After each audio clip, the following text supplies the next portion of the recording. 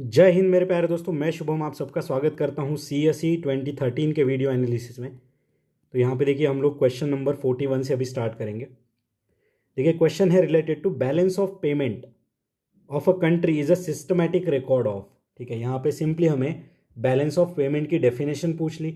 अब देखिए जब हमने 2014 का पेपर देखा था तो हमने जो करंट अकाउंट में क्या क्या आता है, ठीक है, बैलेंस ऑफ पेमेंट के करंट अकाउंट में क्या क्या चीज़ें आती है ये सब देखा था। ठीक है, नेक्स्ट देखिए अभी यहाँ पे तो हमने इसके कंपोनेंट कल ही देखे थे, बट अभी हमें डेफिनेशन देखना है बैलेंस ऑफ पेमेंट का। ठीक है, अब देखिए डी ऑप्शन क्या कह रहा है, the capital movement from one country to another, नहीं।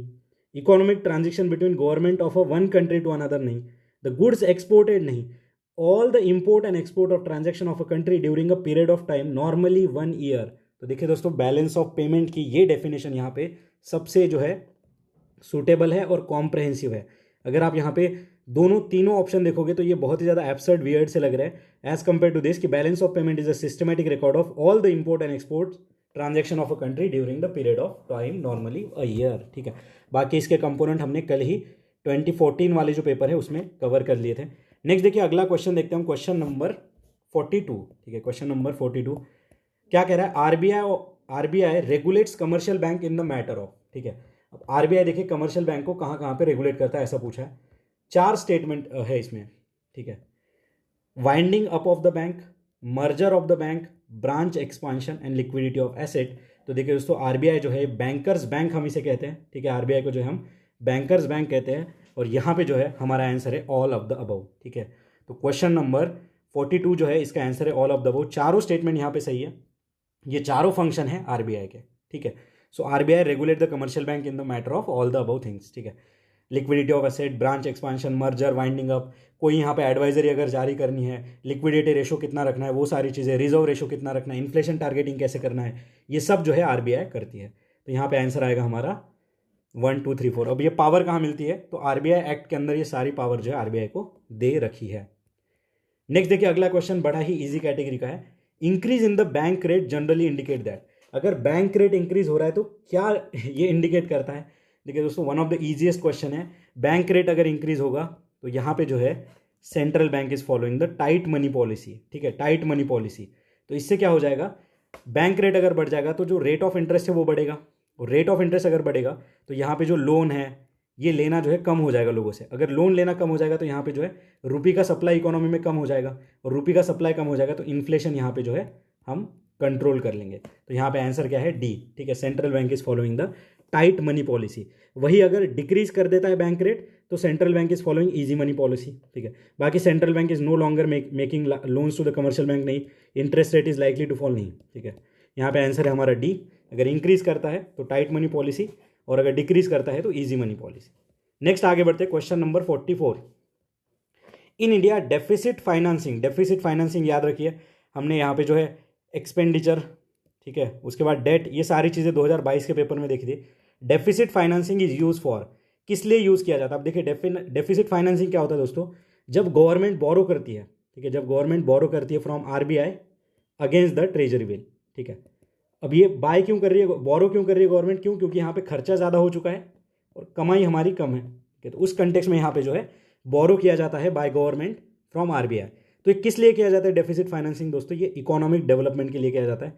रिडेम्पशन ऑफ पब्लिक डेट नहीं, adjusting the balance of payment नहीं, रिड्यूसिंग फॉरेन डेट नहीं। यहाँ पे आंसर क्या है हमारा, क्वेश्चन नंबर 44 जो इसका आंसर है इकोनॉमिक डेवलपमेंट। ठीक है, तो deficit financing is use by government for economic development, तो याद रखिए।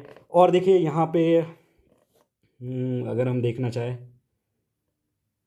ठीक है, इतना ही हमारा काम का है। ठीक है, इसमें तो ये याद रखेंगे। नेक्स्ट आगे बढ़ते हैं, अगला क्वेश्चन है, which one of the following characteristics और characterize the people of Indus valley civilization. ठीक है, इंडस वैली सिविलाइजेशन, यहाँ पे देखिए they possess great palaces and temple. ठीक है, they possess great palaces and temple, they worship both male and female deities. ठीक है, and they employed horse drawn chariot in the warfare. अब देखिए दोस्तों हमने ऐसा क्वेश्चन देखा है ऑलरेडी 2016 या 17 में देखा था, जहाँ पे हॉर्स इज प्रेजेंट, ये वाला गलत दिया था यूपीएससी ने, और यही सेम चीज़ यहाँ पे अप्लाई होगी। थर्ड हमारा गलत है, हॉर्स ड्रॉन चैरियट यहाँ पे नहीं थे, and great palaces and temple यहाँ पे नहीं थे, ये एक सेक्युलर सिविलाइजेशन थी दोस्तों। यहाँ पे टेम्पल्स का एविडेंस हमें नहीं मिलता है। बाकी देखिए यहाँ पे बहुत मेल एंड फीमेल डेटीज यहाँ पे देखने को मिलती है। फीमेल डेटी में देखिए यहाँ पे मदर गॉडेस, और मेल डेटी में देखिए यहाँ पे कौन है, हमारे पशुपतिनाथ। ठीक है, तो ये हमारा जो है आंसर यहाँ पे सेकंड ओनली सही है। ठीक है, तो यहाँ पे आंसर क्या आएगा, second only is the correct. ठीक है, बाकी देखिए यहाँ पे हॉर्स नहीं था। देखिए यहाँ पे कैमल हमें देखने को मिल जाते हैं, बफेलो, गोट, एलिफेंट, ये सारी चीज़ें हमें जो है यहाँ पे देखने को मिल जाती है हमारे इंडस वैली सिविलाइजेशन में। बाकी देखिए टेम्पल्स यहाँ पे नहीं थे और हॉर्स ड्रॉन चैरियट्स यहाँ पे नहीं थे। नेक्स्ट देखिए आगे बढ़ते, अगला क्वेश्चन हमारा। ठीक है, which one of the following disease can be transmitted from one person to another through tattooing. ठीक है, तो टैटू बनाने से कौन से डिसीज यहाँ पे ट्रांसमिट हो रहे हैं। इसका मतलब देखिए टैटू की जो नीडल होती है, ठीक है, कभी कभी ये नीडल जो हमारे ब्लड से कॉन्टैक्ट में आ जाती है, तो इस ब्लड के थ्रू भी यहाँ पे डिसीजेज जो है फैलते हैं। अब यहाँ पे देखिए ऑप्शन है chikungunya, hepatitis B and HIV AIDS. ठीक है, chikungunya, hepatitis B and HIV AIDS. अब हेपेटाइटिस बी हमने ऑलरेडी 2 से 3 बार पढ़ रखा है। ठीक है, इसके ऊपर वैक्सीन भी है, ये एक वायरल डिसीज़ है। HIV एड्स ये भी एक वायरल डिसीज़ है जो कि ब्लड के थ्रू फैल सकता है। चिकनगुनिया कैसे फैलता है, चिकनगुनिया फैलता है एडिस इजिप्टी नाम का एक मॉस्किटो उसके काटने पे। अब देखिए टैटूइंग करते हुए यहाँ पे एडिस इजिप्टी क्यों काटेगा यार। ठीक है, तो चिकनगुनिया जो है एक मच्छर की वजह से फैलता है जिसका नाम है एडिस इजिप्टी, ना कि टैटूइंग की वजह से। तो यहाँ पे फर्स्ट गलत हो गया। देखिए कॉमन नॉर्मली अगर हम सोचते ना तो भी हम आंसर तक यहाँ पे पहुँच जाते। ठीक है, 1 हटाते आंसर आ जाता 2 और 3।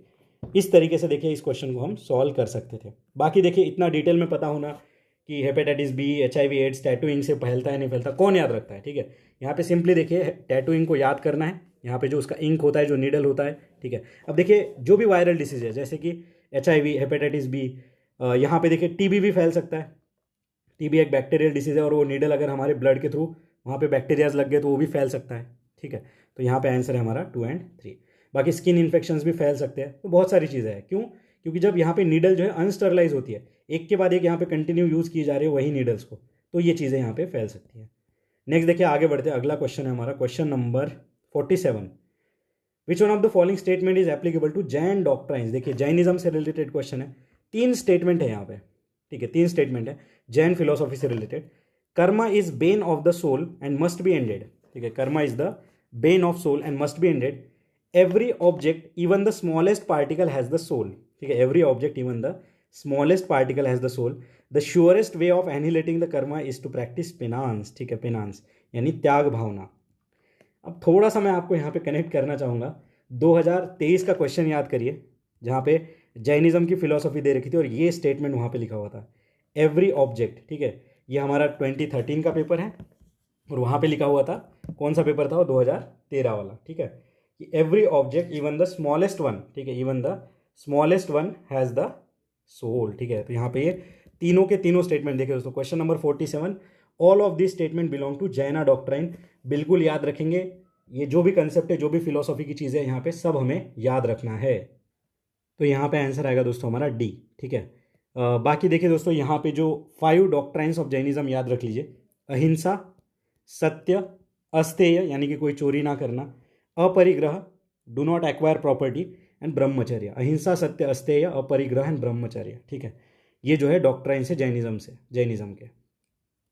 बाकी देखिए 3 जेवल्स, जिसे त्रिरत्ना भी कहते हैं हम लोग, त्रिरत्ना, ये है दोस्तों KFC यानी क्या है, right knowledge, right faith and right conduct. ठीक है, राइट कंडक्ट या फिर राइट एक्शन भी इसे हम कह सकते हैं। तो देखिए 47 का आंसर है हमारा D, all of the 3 is correct. अगला क्वेश्चन हम देखते हैं, which one of the following term describe not only the physical space occupied by an organism but also functional role of the organism in the community. ठीक है, functional role की बात कह रहा है, डायरेक्टली हमारे इकोलॉजी का एक बेसिक क्वेश्चन है।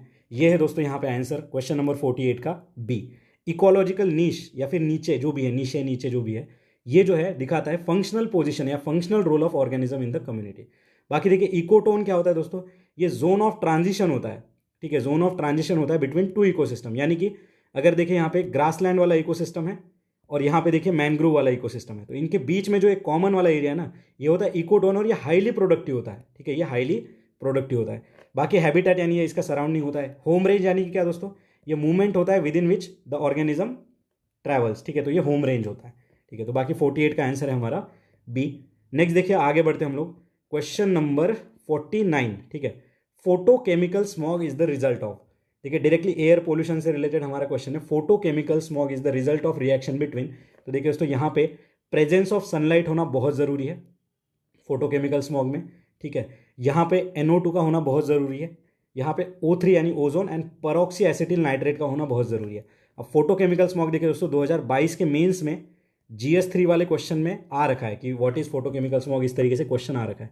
ये जो फोटोकेमिकल स्मॉग है इसे क्लासिकल स्मॉग भी कहते हैं, ठीक है। तो नहीं दोस्तों, यहाँ पे देखिए फोटोकेमिकल स्मॉग को क्लासिकल स्मॉग नहीं कहते, ठीक है। ये दूसरा टाइप ऑफ स्मॉग है, ठीक है। एक है फोटोकेमिकल जिसमें ये सारी चीज़ें लगती है, और दूसरा है हमारा क्लासिकल। ये जो स्मॉग है ये बनता है दोस्तों due to high concentration of SO2 and particulate matter, ठीक है। पार्टिकुलेट मैटर एंड SO2 की वजह से यहाँ पे क्लासिकल स्मॉग बनता है। ये जो क्लासिकल स्मॉग होता है ये रिड्यूसिंग इन नेचर होता है, और जो हमारा ये देखिए दोस्तों क्लासिकल जो रिड्यूसिंग नेचर में है, और जो हमारा फोटोकेमिकल है ये ऑक्सीडाइजिंग नेचर में है, ठीक है। उसके बाद देखिए ये जो क्लासिकल स्मॉग होता है ये कूल क्लाइमेट में बनता है, कूल क्लाइमेट, और ये जो हमारा फोटोकेमिकल है ये वार्म एंड ड्राई क्लाइमेट में बनता है, जहाँ पे सनी क्लाइमेट में बनता है, और ये कूल एंड ह्यूमिड। तो ये डिफरेंस आप यहाँ पे ज़रूर लिख लीजिएगा, ठीक है, जो मैंने आपको बताया classical smog and photochemical smog वाला क्वेश्चन बन सकता है, ठीक है, इनके कंपैरिजन से रिलेटेड, क्योंकि ये पर्टिकुलर क्वेश्चन एक बार मेंस में भी आ चुका है। तो क्वेश्चन नंबर 49 हमारा आंसर है यहाँ पे ए। नेक्स्ट देखिए आगे बढ़ते हैं। नेक्स्ट देखिए दोस्तों यहाँ पे which of the mineral given below is required by human body for contraction of muscle. अब यहाँ पे बिल्कुल नहीं बताया कि कौन सी मसल है, हमारे फेशियल मसल है, एब्डोमिनल मसल है, ठीक है, इंटरनल मसल है, एक्सटर्नल मसल है, कौन से मसल, कुछ नहीं बोला, ठीक है। कहते हैं कैल्शियम, आयरन, सोडियम। तो यहाँ पे देखिए दोस्तों ज़्यादा सोचे मत इसमें, ये सारे ही मिनरल बहुत ज़्यादा इंपॉर्टेंट है हमारे muscle contraction and muscle movements के लिए, ठीक है। सोडियम जो है वो फ्लूइड बैलेंस में हमें हेल्प करता है, आयरन जो है वो हीमोग्लोबिन, ठीक है, इससे रिलेटेड काम करता है, कैल्शियम हमारे बोन्स से रिलेटेड है। तो ये सारे ही कहीं ना कहीं हमारे मसल्स के कॉन्ट्रैक्शन से रिलेटेड है। तो यहाँ पे सीधा आंसर है हमारा 1 2 3। यहाँ पे कोई हमें ज़्यादा बायोलॉजी और उसका नॉलेज होने की ज़रूरत नहीं है, simply all of the above लगाइए और यहाँ पे आंसर आ जाएगा, ठीक है। और यहाँ पे देखिए जो आयरन है दोस्तों इसमें मायोग्लोबिन होता है, जो कि हमारे ऑक्सीजन स्टोरेज में हमें हेल्प करता है, जो कि मसल से रिलेटेड काम करता है, ठीक है। आगे देखते हैं नेक्स्ट अगला क्वेश्चन है हमारा इंडियन पॉलिटी से रिलेटेड, ठीक है, बढ़िया क्वेश्चन है। पार्लियामेंट्री कमेटी, ठीक है, पार्लियामेंट्री कमेटी में भी पब्लिक अकाउंट कमेटी से रिलेटेड क्वेश्चन है, और ये क्वेश्चन ऑलरेडी हमने कर चुके हैं। कहता है it consist of not more than 25 members. मैंने आपको बताया था इसमें कितने मेंबर है, 22, 15 लोकसभा से, 7 राज्यसभा से। तो ये तो गलत हो गया, तो यहाँ पे 2 ऑप्शन वैसे उड़ गए, 2 3 एंड 3 ओनली। थर्ड देखिए it examine the reports of the CAG and it's scrutinise the appropriation and finance account of the government. देखिए ये तीनों इसके जो दोनों जो है इसके फंक्शंस यहाँ पे दिए गए हैं, जो कि एकदम करेक्ट है, ठीक है। तो देखिए दोस्तों पब्लिक अकाउंट कमेटी, इसमें जो है जो इसका चेयरमैन होता है वो लीडर ऑफ अपोजिशन वाले होते हैं, एक कन्वेंशन से बना हुआ है, कॉन्स्टिट्यूशन में ऐसा कुछ लिखा नहीं है। तो ये सारी चीज़ें मैंने ऑलरेडी हमने जो है PYQs में कवर करी। अब कौन सा क्वेश्चन था वो, जहाँ पे हमने देखा था कि लार्जेस्ट कमेटी कौन सी है हमारी पार्लियामेंट कमेटी, तो उसका आंसर था एस्टिमेट कमेटी, बट उसके ऑप्शन में ये कमेटीज मेंशन थी, तो हमने इसे जो है बहुत डिटेल में वहाँ पे कवर किया था, ठीक है, पब्लिक अकाउंट कमेटी। और ये जो CAG होता है दोस्तों ये इसका फ्रेंड फिलोसोफर एंड गाइड होता है, ठीक है, फ्रेंड फिलोसोफर एंड गाइड।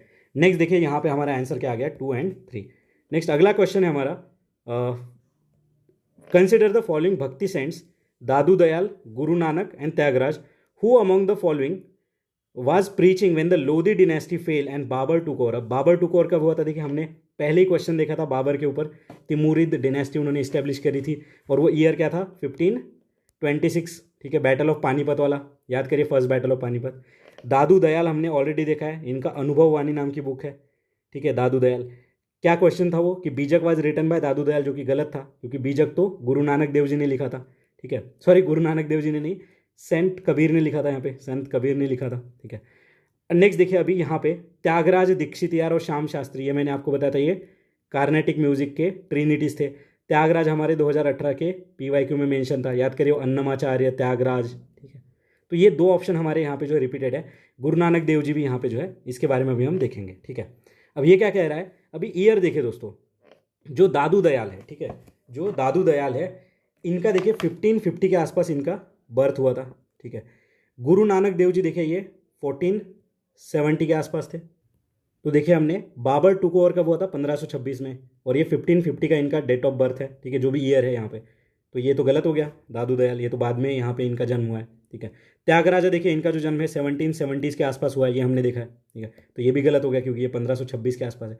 गुरु नानक देव जी का जन्म यहाँ पे 1470 में हुआ है और हमें 1526 के आसपास जो थे ये पूरे इंडिया में जो अपने प्रिंसिपल्स थे ये यहाँ पे प्रोपोगेट कर रहे थे गुरु नानक देव जी।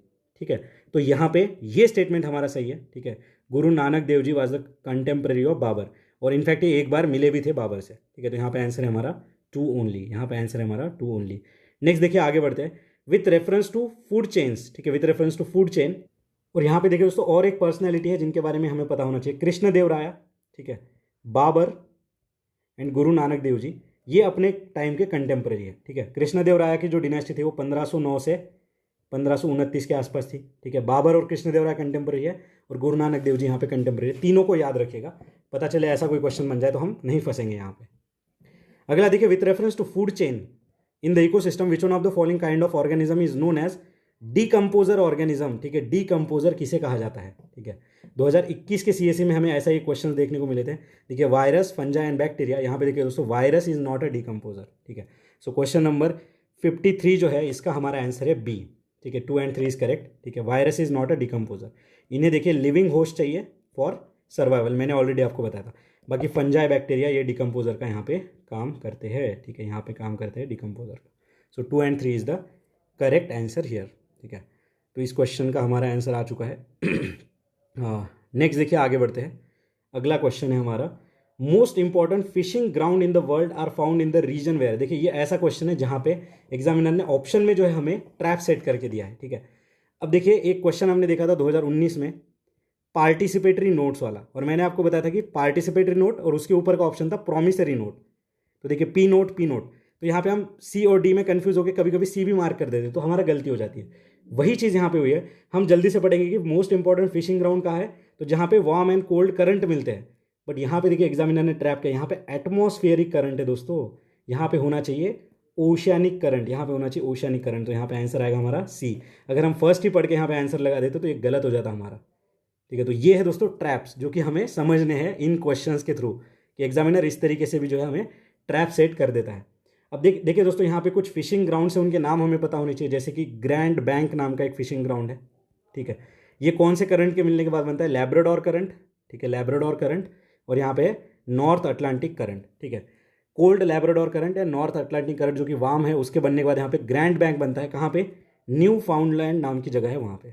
ठीक है, नेक्स्ट देखिए यहाँ पे एक ओयोशियो एंड कुरोशियो नाम का करंट है, ये जापान के पास देखिए यहाँ पे एक फिशिंग ग्राउंड बनाता है अच्छा खासा। ठीक है, तो ये 2 एग्जाम्पल जो है हमें याद रखने जहाँ पे इंपॉर्टेंट फिशिंग ग्राउंड बनते हैं। अगला क्वेश्चन हम देखते हैं, question number 55, which of the following is the unique characteristics of the equatorial forest. Equatorial forest के यूनिक कैरेक्टरिस्टिक्स सारा रिपीटेड है। कहाँ से? सीएसई 2021 का पेपर मैंने आपको बताया था। ठीक है, वहाँ पे देखिए इक्वेटोरियल फॉरेस्ट के कैरेक्टरिस्टिक्स थे, और मैंने आपको बताया देखिए ईपीफाइट्स, प्रेजेंस ऑफ न्यूमरस ईपीफाइट्स। ठीक है, को existence of large number of species, presence of tall closely set trees with crown forming continuous canopy. तो ये किसका मेंशन है दोस्तों? ये है हमारे हाई डाइवर्सिटी बायोडाइवर्सिटी वाला मेंशन है। ये इक्वेटोरियल फॉरेस्ट के तीनों यहाँ पे जो है डिस्क्रिप्शन है। ठीक है, तो यहाँ पे आंसर है हमारा D, 1 2 3 is correct. Equatorial forest में तीनों चीज़ें जो है हमारी आती है इक्वेटोरियल फॉरेस्ट में। नेक्स्ट देखिए आगे बढ़ते हैं हम लोग। अगला क्वेश्चन है हमारा क्वेश्चन नंबर 56। ठीक है, which one of the following constitute capital account. देखिए कैपिटल अकाउंट की बात आ गई यहाँ पे। कैपिटल अकाउंट, करंट अकाउंट, ये ऑलरेडी हमने देखा था कब? 2014 वाले पेपर में मैंने आपको मृणाल सर का वो इन्फोग्राफिक्स भी दिखाया था। अगर आपने तभी सारी चीज़ें अच्छे से कर ली है ना, तो यहाँ पे देखिए उस टाइम पे क्वेश्चन था करंट अकाउंट वाला, यहाँ पे आया है कैपिटल अकाउंट वाला। अब देखिए रेमिटेंस, गिफ्ट एंड डोनेशन, ये हमने पढ़ा था कहाँ पे? करंट अकाउंट में। तो ये हटा दीजिए, जैसे ही थर्ड गया आंसर आ गया हमारा 1 2 का 4। तो देखिए कैपिटल अकाउंट में क्या आता है? Foreign loans, FDI and portfolio investment. अब देखिए ये 2013 का पेपर है, अगर आपने ये कैपिटल अकाउंट पढ़ लिया है तो 2014 में उन्होंने करंट अकाउंट पूछ लिया। तो आप समझ पा रहे हो अब करंट अकाउंट में क्या आता है? Export, import, service, transfer, income, ये सारी चीज़ें आती हैं हमारे करंट अकाउंट में। ठीक है, तो देखिए दोस्तों यहाँ पे आंसर क्या है हमारा? 1 2 का 4 इज करेक्ट। ठीक है, तो जो हमारा कैपिटल अकाउंट है, ठीक है, जो बैलेंस ऑफ पेमेंट का, उसमें ये तीनों चीज़ें आती हैं। ठीक है, ये तीनों चीज़ें आती है। 1 2 का 4, रेमिटेंस यहाँ पे हट जाएगा। तो देखिए कैसे क्वेश्चन यहाँ पे इतने ज़्यादा रिपीटेशन है, मतलब एक बारी आपने बैलेंस ऑफ पेमेंट की डेफिनेशन पूछ ली, एक बारी कैपिटल अकाउंट पूछ लिया, एक बारी करंट अकाउंट पूछ लिया, अब बचा ही क्या इसमें? इसी से रिपीट होगा कुछ ना कुछ। तो यहाँ पे आंसर आ गया दोस्तों हमारा 1 2 का 4। ठीक है, नेक्स्ट देखिए अगला क्वेश्चन है, दोबारा से रिपीटेशन। आप देख रहे हो रिपीटेशन, सिर्फ 10 साल के क्वेश्चन हमने करे, रिपीटेशन देख लीजिए। विच one of the following is known for mural paintings? Ajanta caves, Lepakshi temple, Sanchi stupa. तो देखिए दोस्तों यहाँ पे सांची स्तूपा में जो है यहाँ पे हमें स्कल्पचर्स देखने को मिलते हैं, ठीक है। ये जो सांची स्तूपा है अशोका ने बनाया था, और यहाँ पे हमें मुराल पेंटिंग्स नहीं देखने को मिलता। मुराल पेंटिंग क्या होती है? जो वॉल पेंटिंग होती है, ठीक है। लेपाक्षी टेम्पल देखिए दोस्तों, ये विजयनगर किंग्स ने बनाया था, ठीक है, लेपाक्षी टेम्पल। अजंता देखिए, एलोरा, अर्नामलाई केव्स, बाग केव्स, सित्तनवसल केव्स, देखिए सित्तनवसल केव्स, इन सब में हमें जो है मुराल पेंटिंग्स देखने को मिलती है। और देखिए जो सित्तनवसल केव है, ठीक है, अब ये तो हम पूरे वीडियोस नए रिकॉर्ड कर रहे हैं आपके लिए, बट सित्तनवसल केव्स के बारे में लास्ट ईयर वाले प्रोग्राम में मैंने ऑलरेडी पढ़ा रखा है, ठीक है, कि सित्तनवसल केव ये तमिलनाडु में है, जैन केव्स है, यहाँ पे भी मुराल पेंटिंग्स देखने को मिलती है हमें। तो देखिए दोस्तों ये है पावर ऑफ PYQ कि लैटरली अगर हम चीज़ों को समझते हैं तो यहाँ पे देखिए दोस्तों लेपाक्षी टेम्पल जो है ये मुराल पेंटिंग है, विजयनगर किंग्स वाला। सांची स्तूपा देखिए, ये यहाँ पे हमें स्कल्पचर्स देखते हैं, मुराल पेंटिंग नहीं, ठीक है। तो यहाँ पे आंसर क्या आ गया हमारा? 1 and 2 इज करेक्ट, ठीक है। अजंता, लेपाक्षी एंड सांची स्तूपा, ठीक है। लेपाक्षी कहाँ पे सिचुएटेड है? आंध्र प्रदेश में। तो यहाँ पे आंसर है दोस्तों हमारा B, ठीक है। अब देखिए सांची स्तूपा CSE 2023 में आ रखा है हमारे, ठीक है। तो यहाँ पे आंसर आ गया 1 and 2।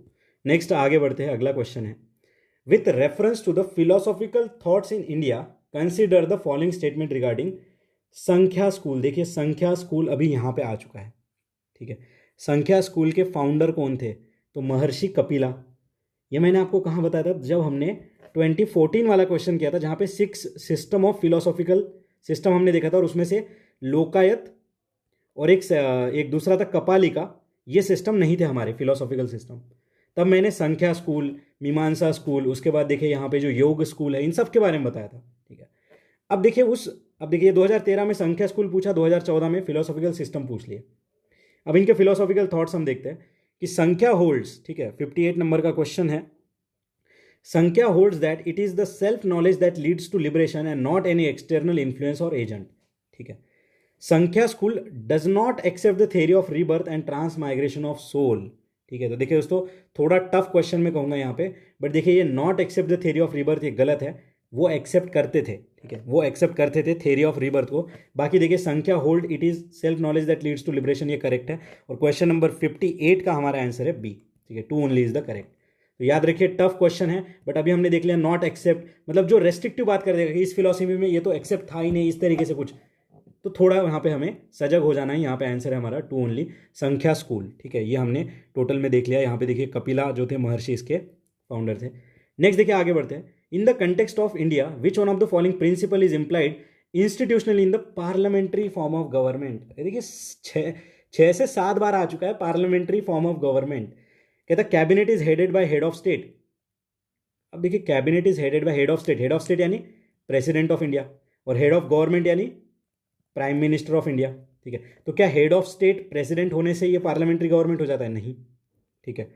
नेक्स्ट देखिए, minister hold the office till enjoy the confidence of parliament, सही बात है, रिस्पॉन्सिबिलिटी की बात है। Member of cabinets are member of parliament, ये भी रिस्पॉन्सिबिलिटी की बात है। देखिए रिस्पॉन्सिबिलिटी, और यहाँ पे बस एक मेयर फैक्ट बोल रहा है, तो इस हिसाब से अगर देखेंगे तो आंसर आएगा हमारा 1 2 इज करेक्ट, ठीक है। तो जो पार्लियामेंट्री डेमोक्रेसी के लिए कौन से प्रिंसिपल है दोस्तों? यहाँ पे आंसर है हमारा 1 and 2, member of the cabinet are member of parliament and member hold the office till they enjoy the confidence of parliament, ठीक है। एंड हेड ऑफ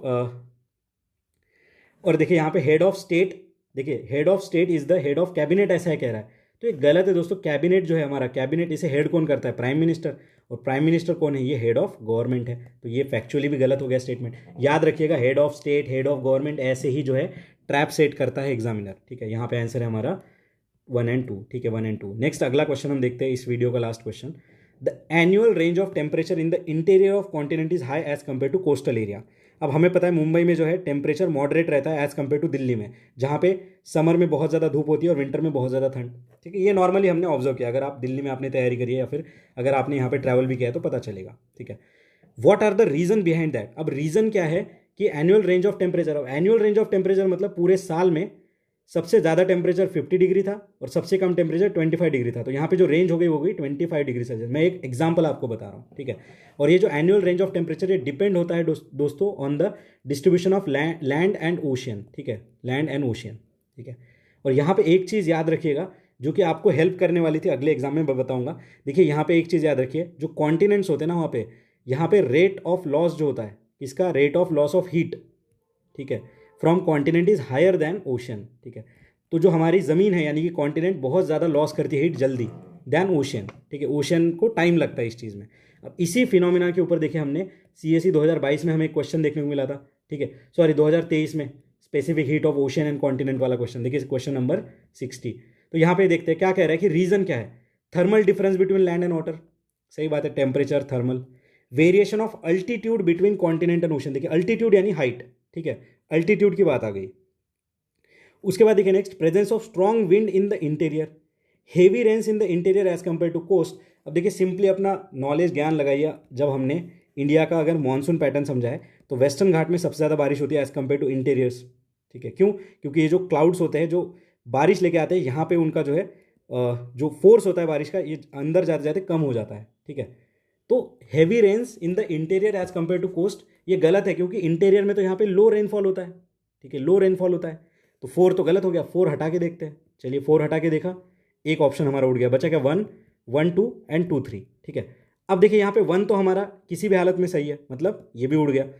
देखिए ऐसे क्वेश्चन में इसी तरीके से आंसर तक पहुंचना था। अब बचा 1 एंड 2, ठीक है, मतलब थर्ड हमारा भी यहाँ पे गलत हो गया। थर्ड क्या है, प्रेजेंस ऑफ स्ट्रॉन्ग विंड नहीं, इंटीरियर में देखिए दोस्तों वीक विंड्स होते हैं, वीक विंड्स होते हैं, जैसे कि सेंट्रल एशिया हमारा इंटीरियर में, ठीक है।